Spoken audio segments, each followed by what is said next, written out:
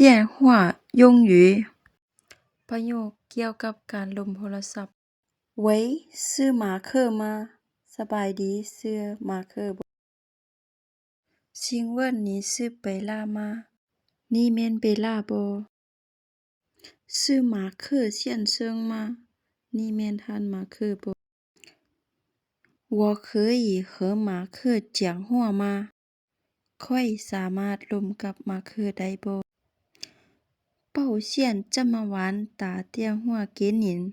ขอโทษที่โทรรบกวนเจ้าตอนกลางคืน我希望我没打扰您ข้อยหวังว่าข้อยบ่ได้รบกวนเจ้า我有急事找马克先生ข้อยมีเวียกด่วนต้องพบกับท่านมาเคอ您是哪位เจ้าแม่นไผ